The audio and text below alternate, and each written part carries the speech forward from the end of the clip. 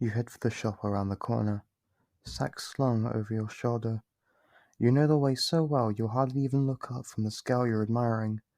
You don't know exactly what it is, but you just know the alchemist is going to be absolutely thrilled by your find.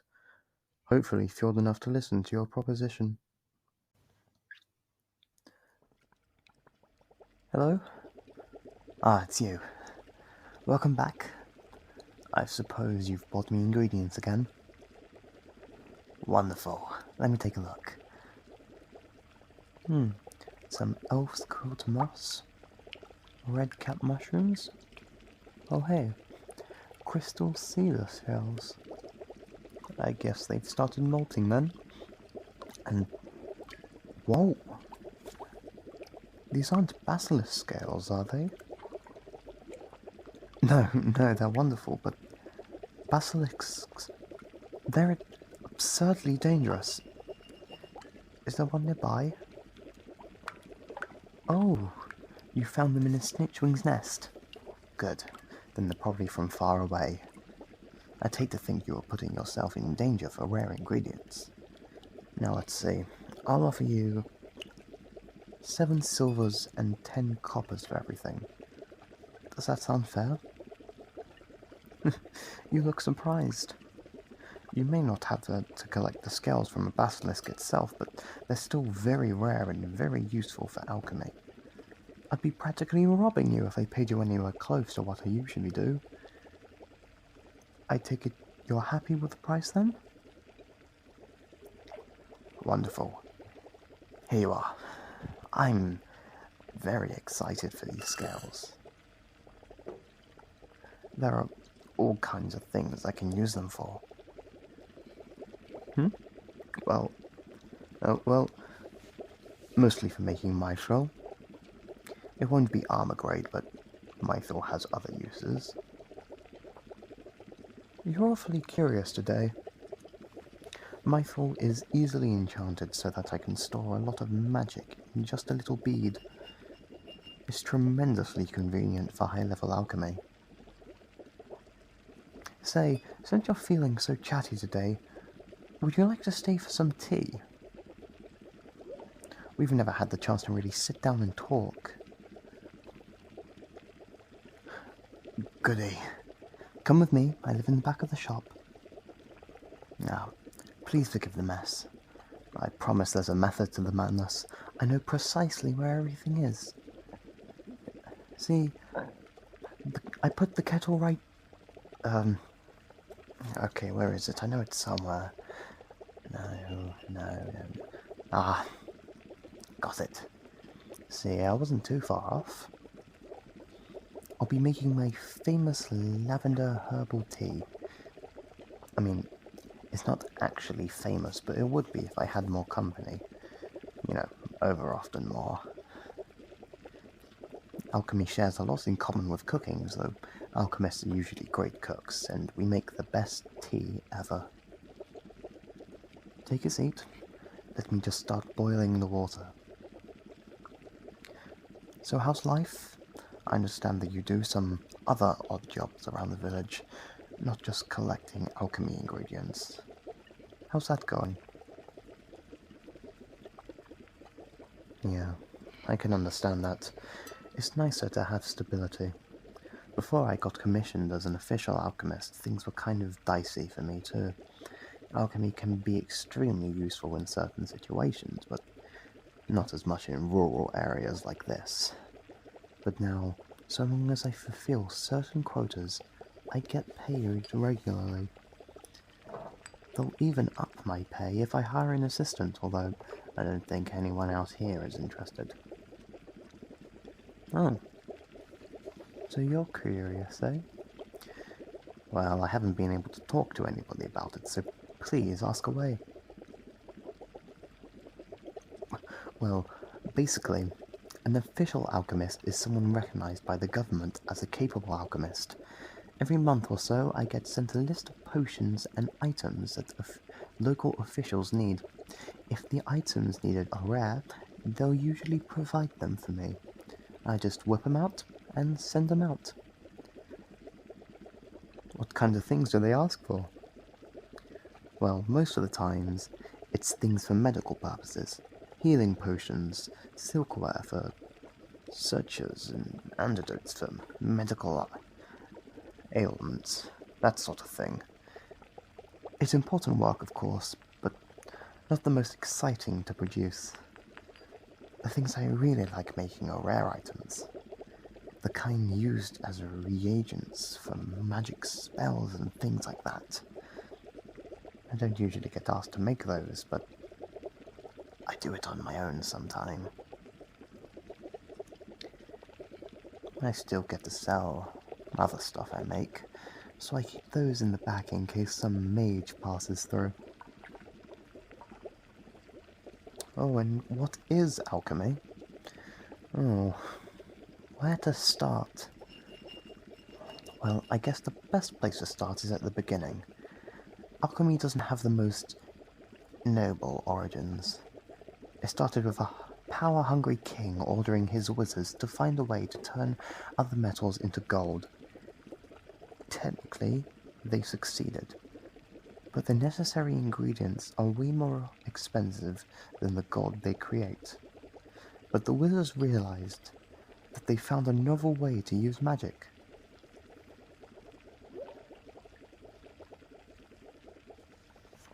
You see, the wizards knew right away they couldn't transmute matter with their own magic, but they knew of a variety of magical creatures, plants, and materials that had promising properties. They managed to extract those magic properties to do things they couldn't. Alchemy allowed them to transcend human limitations. And, I mean, sure, alchemy is a slow process, so it's not suited for every purpose. But it's versatile, powerful, and anyone can learn to do it. No inborn magic potential needed, although naturally some people are still better at it than others. The whole thing is a really interesting process. Different sorts of magic reside in almost every living thing in various amounts. You see, different magical elements have a different process of extraction, and some of them interfere with each other, making certain combinations really difficult to get. And once you've extracted the magical essence, there are a bunch of different ways to infuse it into one object which can change the end result. Yeah, and there I go. I don't get to talk about alchemy much with other people, so when I do, I gush about it. It's kind of funny. When I started practicing alchemy alone, I wasn't interested at all. It took a while to grow on me, but I finally found that I loved it once I really gave it a chance. Oh well, it's kind of embarrassing.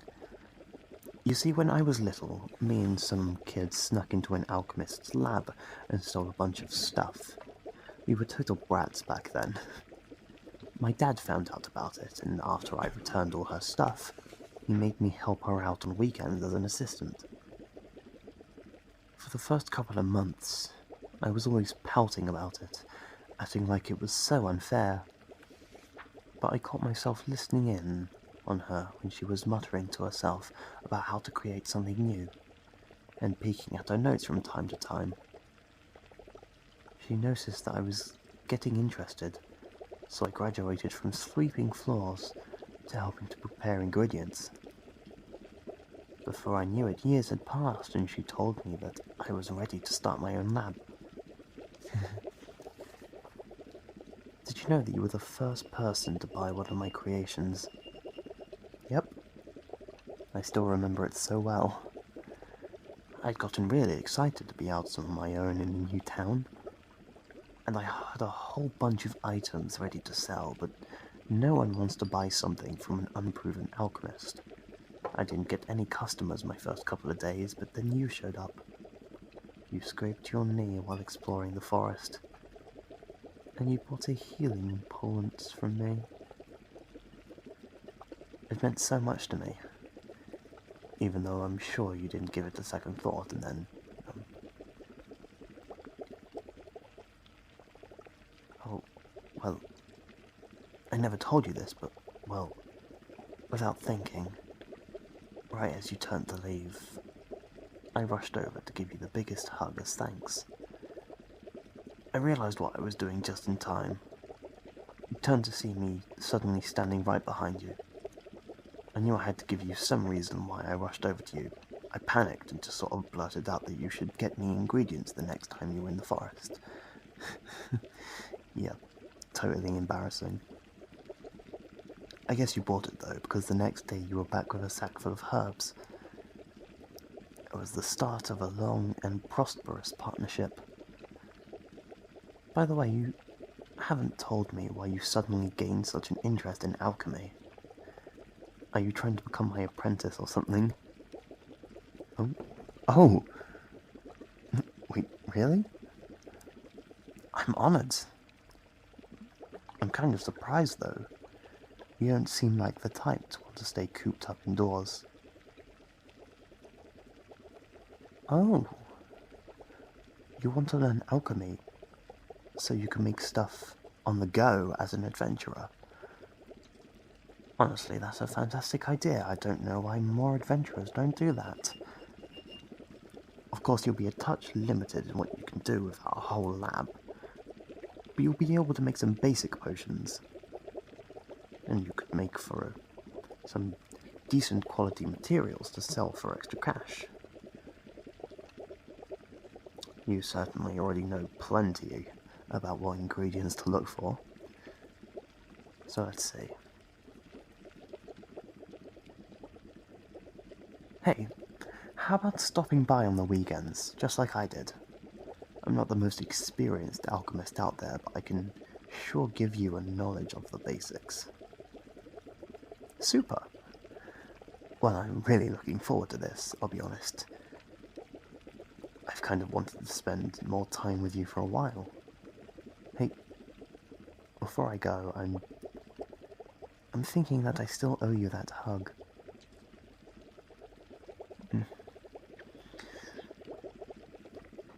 Thanks so much. For everything.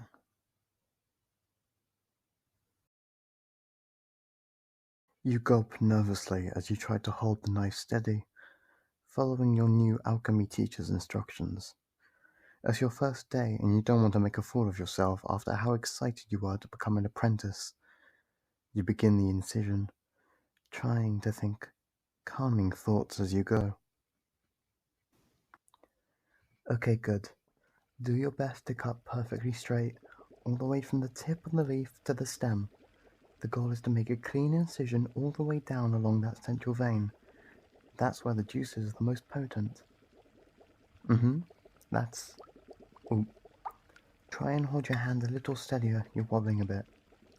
No, it's okay, we have plenty of goblins here to work with. It's a very common plant, as I'm sure you know. It's a little more difficult to extract magic-imbued fluids from it than others, but if you learn how, you'll never have a shortage of healing products. Okay, now you've made the incision, crush the leaf with a sudden knife. You have to do it gently, pushing lightly towards the base of the leaf. If you don't, you'll water the juices down with the weaker stuff. Yeah, that won't work. You press too hard. No. It's alright. Don't be discouraged. Here, let's try again. Okay, let's get another. Oh. Did you only put one leaf in the mineral water bath? No, don't worry. I forgot to specify. That's on me. I'll tell you what. Let's take a break and have some tea while the leaves soak. Sure. I made to heat up some water ahead of time. Well, thank you. That's one of the traits of a good alchemist. You know, always being prepared. Come here, let's sit on the couch, where we'll be more comfortable. While we let the tea steep, how about we go over the basics of alchemy again? I know, but it's important to know them by heart. So the first step is preparation. Good. Sometimes we can skip that step with minerals that have magical properties, but for magical plants and animals, it's absolutely vital. They often go to great lengths to keep their magical essence protected. So you need to prepare the ingredients to get much out of them in the next step. Speaking of, What is the next step? Exactly, extraction. It's essentially what makes alchemy alchemy. Pulling the magic essence out of ingredients allows you to make all sorts of things. As such, it's the most important step to get right. That's why I'm starting you off with an ingredient with a slightly more complicated extraction process. It's the fastest way to become a good alchemist. No, I'm not trying to get rid of you. You can be my apprentice for as long as you like, but the faster you progress, the sooner we can get to the really fun stuff. Okay, what's the last step?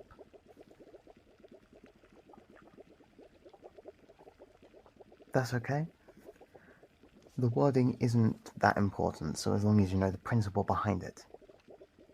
Incorporation is the word you were looking for. Incorporation is where you imbue something. That something is called the reagent. With the essence you extracted, sometimes the reagent needs some preparation of its own in order to receive the essence. Other times, a catalyst is needed to complete the incorporation. There. That wasn't so bad, was it? And we finished just in time too. I think the tea is ready. You know, I think I told you this before, but making tea is a little like alchemy. Do you know which step is first? Close. I'd say that preparation is the first step. When we cut and dry the herbs and boil the water. Extraction is where we seep the herbs into the water, and incorporation is where we pour it, add sugar, milk, and whatever else. You see, it makes a lot more sense when you think of it that way. Yeah, alchemy is more fun than making tea, in my opinion, but the end products are usually more practical than enjoyable. I hope you like the tea. You do, good. But you have a bit of a sour expression. What's the matter? Oh, I see. Well, don't beat yourself up about it too much. If alchemy was something you could do perfectly on the first try, everyone would be doing it. You know, this is the same recipe my teacher started me off with. And let me tell you, it was frustrating for me as well. I went through, let's see, probably 5 leaves before I had a passable result. And that was just the extraction step. That's the funny thing. Technically, the extraction step is supposed to be the hardest part of the recipe. But for me, I really struggled with incorporation. It's really more art than science. Personally, I think you'll excel when you get to that step, though. Sure, you have a real knack for finding good ingredients. Usually it takes a lot of experience to know how to pick the best ones, but you seem to do it instinctively. I have a theory about that. Ultimately, what makes a good alchemy ingredient is a powerful magical essence. I think you have the innate talent to sense magic. I can't be completely sure of it, but I think it's pretty likely. And that means you have strengths that I don't. I tend to make a rather scientific approach to alchemy, but magic is an important part of it. And I think you could tap into the mystical side of it. Oh, absolutely, I mean that. I think we can make an incredible team. I know you really aren't looking to become a career alchemist, but if you ever change your mind, I bet we could go really far together. So how are you feeling? Ready to give it another go? Great. The leaves should have soaked for a long time now. Come here, let's try again. Okay, so take a leaf and make the incision. Yes, there you go. Better, not perfect, but you cut a lot straighter this time. That'll make it easier. Okay, let's try crushing again. Remember, gently pressing slightly towards the base. You're doing much better, but be a little more gentle. It's a delicate part, especially after the soak. You don't need too much force after all. Just a bit more and there. You did it. Well, it wasn't perfect, of course. The healing potion will be a bit weak, but it will definitely be serviceable. I'm really impressed you picked this up so fast. Oh, that's sweet. Well, maybe I am a pretty good teacher, but being a good teacher only matters if they have a good student. Okay, let's keep this momentum going into the incorporation step. We just need some of the mineral water we used for the bath, pour it into the vial, about 2/3 of the way. The next part is going to happen pretty fast, so be ready. You're going to pour all of the juices you extracted into the vial, close it up quickly, start swirling it around to mix. You want to go in a figure 8 motion, but it gets a bit complicated. It's unique every time. Without going into detail, the exact mineral contents of the plant and water affects how it needs to be stirred. That's why we use the same water we soaked the goblin's ear in. It equates the mineral amounts a bit to make it easier. But to make a successful potion, you need to watch it very carefully. If you're doing it right, it will start to turn red. If it starts to turn clear again, you need to adjust. It's something you need to get a feel for. Alright, give it a try. You'll know you finished once it stops changing colour. Unlike the crushing, this part needs a bit more force. You can stir it faster. Oh, good, good. Look at that beautiful shade of red. You're doing so well. And you've done it. My word. You've made a potion on your second attempt. I really think you have a knack for this. Let's see. I'll appraise it to see just how well you did. Nope, as I thought. This is a lesser healing potion. Oh, don't be disappointed. I don't think there's ever been an alchemist whose first potion wasn't of lesser quality. That's just how it goes. You should be proud you managed to make a potion at all on your first day. And lesser healing potions have their uses. If you use a really strong potion for a small injury, you could get some unpleasant side effects. Jitters, dizziness, that sort of thing. So you want a lesser potion for something like a cut. Anyway, I think I was right. To do so well incorporating it, you must have some sort of magical sense. I'll be interested to see how that develops. Well, I had set aside a lot more time for this. Maybe we should have a lesson on exactly how these steps lead to a potion. No. On second thought, I think you've earned a break. How about I make us a victory dinner? Or I guess more of a victory lunch. Great. I think I have everything I need. You can go and pour yourself some more tea while you wait. Hey, I'm really proud of you. I'm happy you became my apprentice.